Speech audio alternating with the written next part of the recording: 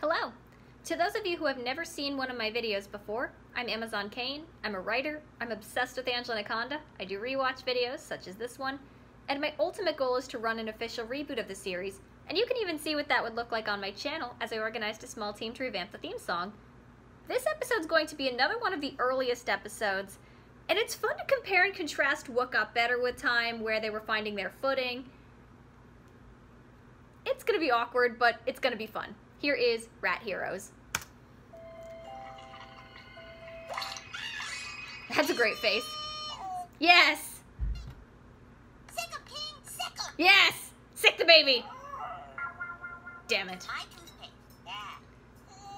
Baby Lulu, you might be my sister, and I can't do anything about that. How'd she even get up there? Eat my toothpaste. Crafty baby. Who cares? Because today is Museum Day. Crafty, awkward baby. All of us and Mrs. Briggs are invited to the Space Museum, where I get to meet a real live astronaut who's even been on a cereal box. Do you think That's a I'll cool get to cereal meet box. Astronaut Bob? You bet, Angel Wings. And be sure not to miss the anti-gravity chamber. Also, I do notice that the voices are a little slower in the earlier episodes. Astro Nutties. Yeah, is that monkey suit like puke-proof or? Good one. Eh. No, but it's stupid brother-proof. Anyways, it's not a monkey suit. Funny thing is, a lot of the insults in this show, Where? Take a look at they're not this. particularly funny, but Your they are grandmother things a kid would really say. 1959. Ooh. Head for the hills, Billy. The Rooskies have landed. It's a meteorite. You mean like a moon rock? All the way from the moon? That's my hunch. Isn't she a beaut? Can I take it to school, Dad? Long as you promise to be careful. That is cool. That's neat. It's from way out in outer space. I can't let anybody hold it. Not even your best friends? Early Johnny voice. Okay, you and Gina. And Gordy when he becomes a member of the cast. And her copycat clone club. Hello, John. I do appreciate that Annette goes overboard for dressing up. Hey, Nanette. Want to see Angela's rock? Johnny! A rock. How exciting. Is it one of the ones from her head? Again, At least I have some. I didn't get it either. I think what Angela's saying is that it's an authentic meteorite. Angela's dad found it in Utah. Yeah, and it comes from the moon, even more than you do not come from France, Nanette Manoir. The only thing that's from the moon is your monkey outfit, Angela Anaconda. Yes. Who cares what you say, Nitty War Darn it. Manoir? But that's something a kid would really do, or really think. To the Space Museum, and I'll prove that it's real from the moon. I love that transition music.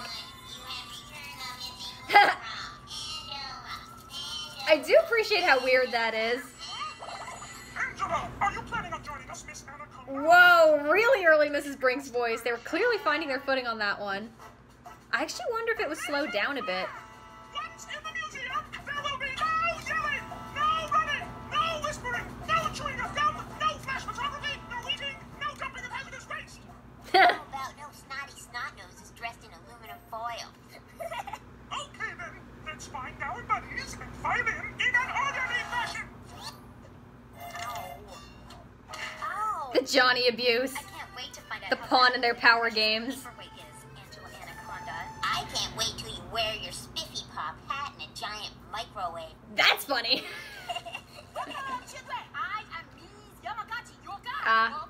Very stereotypical character.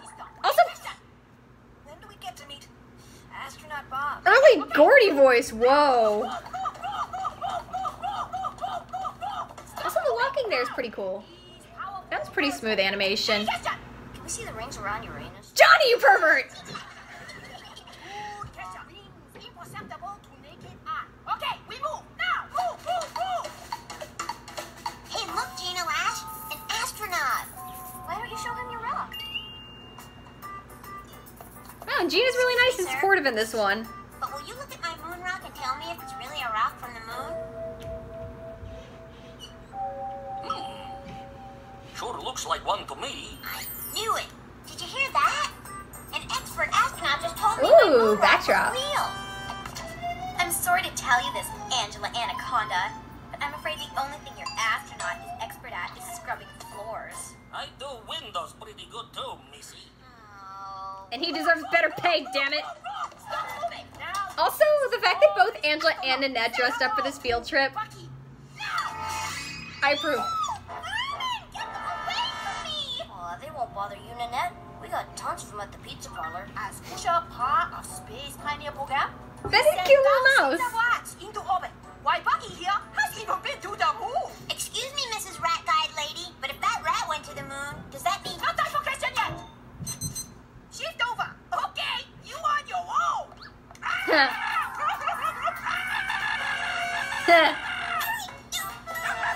You think she'd be a little more careful with a rat that actually went to the moon? Well, howdy there, kids. Say, what do you think of our lunar landscape? Oh, hey. Mommy, astronaut!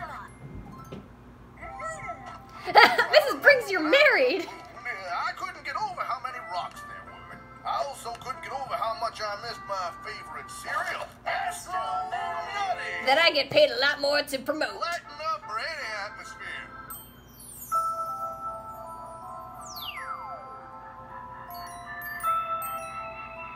Astronaut Bob! Astronaut Bob! Nanette, you bitch. You scuffed my shoes! You made me lose my rock!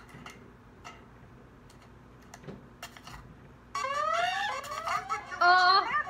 And I have lost my patience. Oh, Miss Anaconda, you may proceed directly to the bus, But I...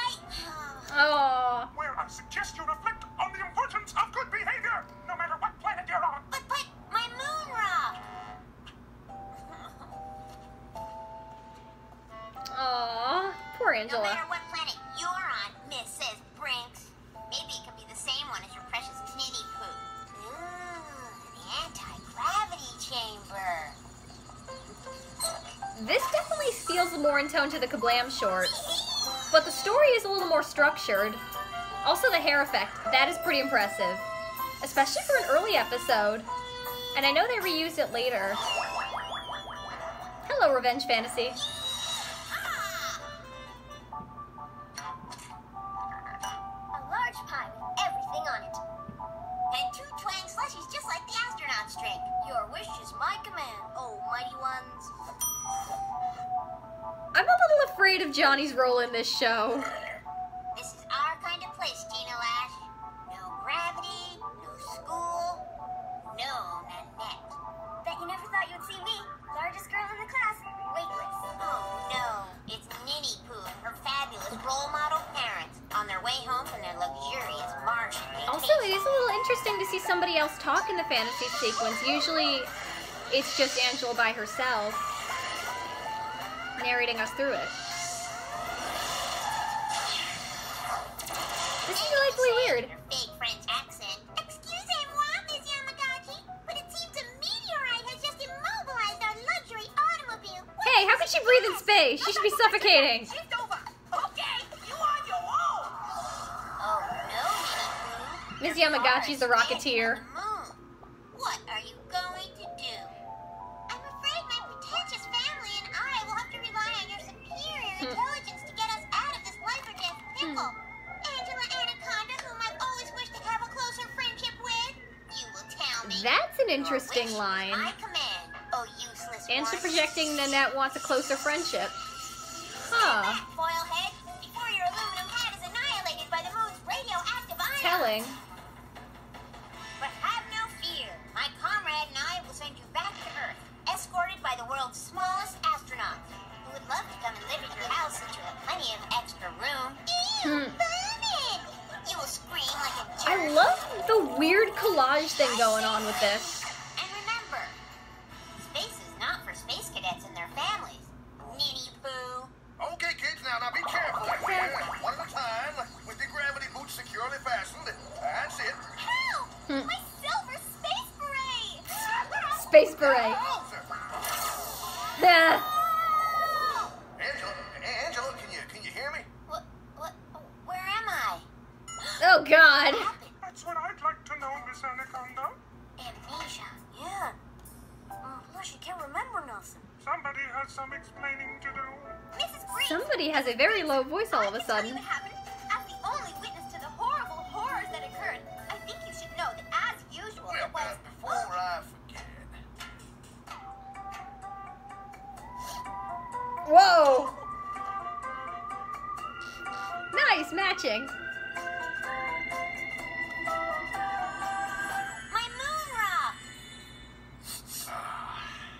Utah, 1959. That's nice. That was quite a year.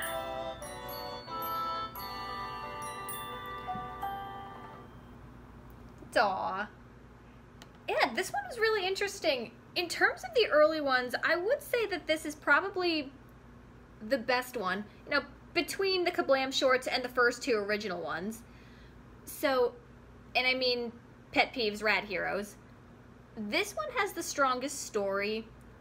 It has a few funny lines. It definitely takes advantage of the collage look. It does have its awkwardness, but I would say that the story is the most sound.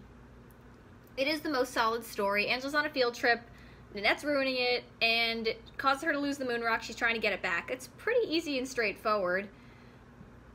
I feel bad for Johnny, as always. It is interesting hearing that they are still finding their footing on some of the voices. The voices are a little slower. I actually wonder if the voice actors were speaking a little more slowly, or if they were slowed down a little bit in post. Mrs. Brinks sounds a little edited, particularly towards the end. That one's not always consistent, but yeah. Still some of the same gags. You can see Mrs. Brinks will flirt with anybody who is not her husband. Introduction of Astronaut Bob, who definitely comes back a few times. I do love the space theme. I like seeing different locations. I like, as you know, I'm into Star Trek, so the space theme, going to an observatory, that's all really great. I love that. Astronaut Bob is kind of funny in his own way.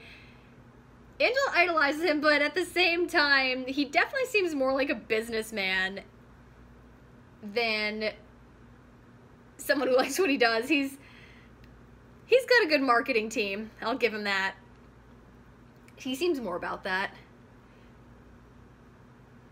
I really like the collage look.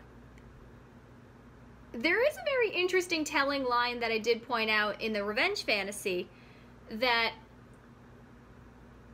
Angela controlling Nanette says, "Oh, Angela, who I wish I had a closer friendship with." That's really interesting. So Angela partially wants to be closer to Nanette for some reason. Just interesting. A lot of times in Revenge Fantasy, she'll say something like, "Oh, my putrid pal," clearly facetiously. And just something a little more interesting here. I do feel bad for Johnny just being used as a pawn in these power games. I definitely don't like that Angela treats him more like a servant than a friend. That's not as fun. It's more fun when he's a friend, a member of the team, doing his own thing. He has that one funny line, and he actually has his funny moments. I do wish that some of the side characters were used a little more and fleshed out a little more. The dialogue in this one's pretty awkward. I think it could be even stronger. While a lot of it is realistic, you know, the insults and jokes a kid would come up with are obviously don't always make sense, not always funny, but the intent is there. The most realistic moment in this entire episode is when Angela prepares to hit Nanette with that rock. I thought, oh my god, yes, that is very accurate. That moment of frustration. She's like, she's not gonna do it, but at the same time, she's like, oh, I could. Yeah. This is another one I feel like could be rewritten. That's something, again, would love to do. Probably will in my spare time. Because it is a solid story. It is a fun, I like the location. I love the collage look. And I like the idea, again, the fact that both Angela and Nanette dressed up for this, I think it is fun. You see their egos clash. And you do see Nanette do more to deserve the Revenge Fantasy here than in some of the other ones. She does show Angela up. She is Mrs. Brinks' favorite student, and she does go out of her way to get Angela in trouble, and that's very, very clear here. Yeah. Tweak it a little bit. It's still got some very solid foundations there.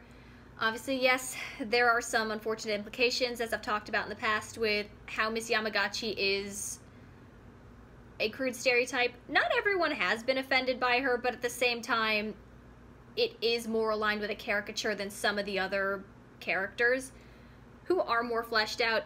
I mean, all the characters are stereotypes, but some are more egregious than others. And that probably, well, actually, that one definitely is bottom of the barrel. But overall, there is a good foundation with this episode. I do find some of the awkwardness a little charming, particularly in the visuals. I like the revenge fantasy. I like that they do more with Baby Lulu's weirdness. That's pretty funny. Again, I like the space theme. I like the field trip.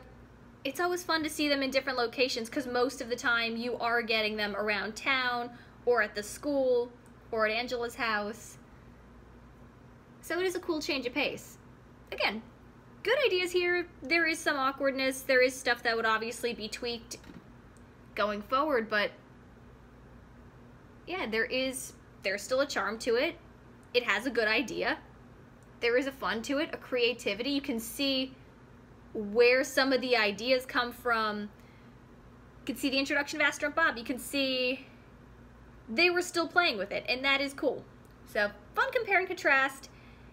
Even the animation, which a lot of people criticize, of the earliest episodes, this one does have the best animation obviously between Kablam Shorts and the first few original ones, first few early episodes. But there are some more fluid motions than it does get credit for. Yeah, it's a good idea. It can be punched up, it can be tweaked, it can be revised, and there is still a charm to this one. This one is awkward, but there's good in it. I'd say a raw diamond that can be polished.